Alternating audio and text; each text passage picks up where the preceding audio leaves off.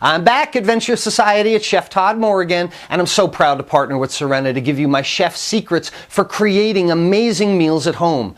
You know, if your goal is to improve your health, is to be able to entertain with great food, seek out nutritious and unique ingredients, then learning how to cook is vital. You know, what I hear most often from people is that they don't know how to cook some of the items that they know would be beneficial to them or would be exciting to them. I mean, if you don't know what to do with an eggplant or you're not sure about Brussels sprouts, you're not going to cook it well, you're not going to eat it, it's just not going to be good. It produces fear. So if you're cooking the same thing over and over again, what I've got to show you today is going to change the way you think about cooking forever. I've taught thousands of people all over the world to cook, and I always start with the drive in the car of cooking. It's the basic saute method. Today's video is going to demonstrate one basic method and then give you 5 inspirations for you to create an adventure and create 5 other dishes from. It's the science of the basic saute method today for my friends at the Adventure Society.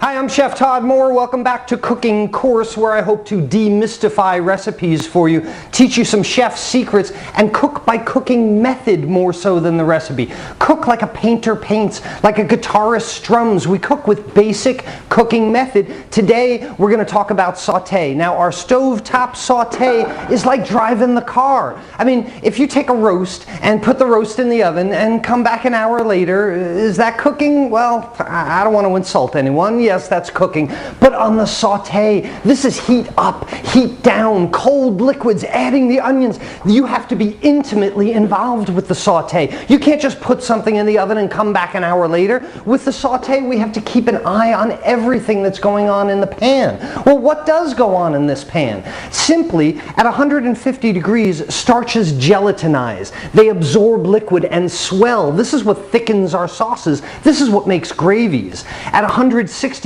degrees, proteins coagulate. They stiffen and shrink. And this is an indicator of whether our item is done or not, the coagulation of proteins. The third thing that happens is caramelization of sugars. 320 degrees, sugars caramelize. They turn brown. This is what gives us our nice brown crust on a chicken breast or our protein product. Caramelization of sugars, you know this if you've ever made toast. If you've ever put a piece of bread in the toaster and taken it out, ding, and it's brown. How did that happen? Why did it turn brown? Well, the sugars caramelized. It's like the brown part of peanut brittle. So with any saute method, this is a basic cooking method, saute. The first thing we do, start with our saute pan, and the biggest mistake a home cook will make is by taking their cold protein product, and when I say protein product, I mean shrimp or chicken or beef or pork or crayfish or lobster, any protein product. Take that cold protein product, put the cold protein product in the pan, take the cold pan,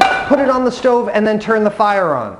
Well, if you would like to make the most bone-dry piece of chicken you have ever made, that's the best way to do it. Because what happens to this protein product in the pan? Well, when you apply heat to it and it heats up along with the pan, the first thing it does is release all its moisture. Just like you on a cold day. You wake up, you're supposed to go running, but you don't really feel like it and your muscles are all tight, but I'll go out anyway, and you start moving around, you start running, and your muscles elongate, and the moisture starts running through you. The same thing happens with the chicken breast in the pan here. So our basic saute method, step 1, pan hot.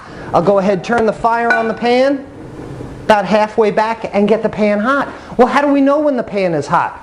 You could lick your finger and that would only work 10 times and you wouldn't be able to do that again. What we do is take a little cup of water, some water on our fingers, and water in the pan. I didn't hear any psh, and what the psh is that water evaporates at 212 degrees. So if I splash water in the pan and it evaporates immediately, I know that pan is 212 degrees at least.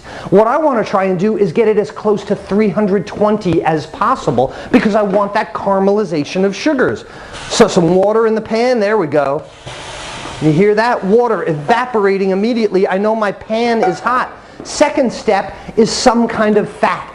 Any kind of fat. Bacon fat will do. Canola oil. Butter will do. Walnut oil. Any kind of fat. I'm using olive oil to coat the bottom of the pan. We are not deep frying, ladies and gentlemen. We are not trying to fill the pan with olive oil. Just enough to barely coat the bottom of the pan. I want to heat the olive oil until just before it begins to smoke. Well, how do you know just before something's going to happen? That's pretty silly. I was in Hawaii and I had a tour book and it said the best snorkeling spot is 2/10 of a mile before the end of the road. I had never been there. I don't know where 2/10 of a mile before the end of the road is. I go to the end of the road, I come back 2/10 of a mile. Well, once our oil starts to smoke, there's no turning back. It's going to impart bad flavors, as I see the smoke starting right now. So how do we know when our oil is about to smoke? Well, the olive oil in the pan goes from being perfectly smooth to beginning a convective process. The heat rises, cools, falls, rises, and it begins this ripply effect, kind of like the legs on your wine glass. Then I'll take my chicken breast, which is a protein product. Chicken breast has a show side, which is where the skin was. That's a nice smooth side, and a no side. That's where the tenderloin was. That's the ugly side. Show side up on the plate, show side down first in the pan. I start to see that the white on the chicken breast has crept up about 75% of the way. Now's the time to flip it over, and look what I've got on the other side of this chicken breast, that beautiful brown color, that caramelization of sugars on the chicken breast. After finishing the other side, then I can remove it to a plate and just put this aside for now.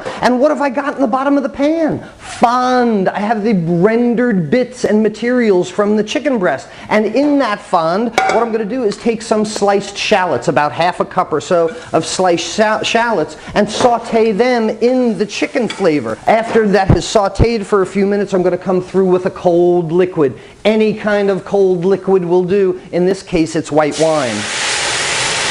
Deglazing the pan with white wine. Now I can go ahead and add some adjuncts like goat cheese. A half a cup of goat cheese will go in here. I've got some whole grain mustard, about a tablespoon or so of whole grain mustard, and chicken broth. Excuse my back, but about a half a cup of chicken broth that I'll add to the pan, and that goat cheese will melt down and make us a really nice smooth sauce. I'll return the chicken to the pan and show you how it comes out. Chef Todd Mohr's South of France chicken, and what I'll do is take the chicken out of the pan onto the plate, ladle for a little bit of the sauce over top. And this would be beautiful on white and wild rice, or over some kind of nice buttered noodles. This is the South of France chicken, an easy saute method. So if you can do a saute method in this respect for our French dish, could we make it Mexican?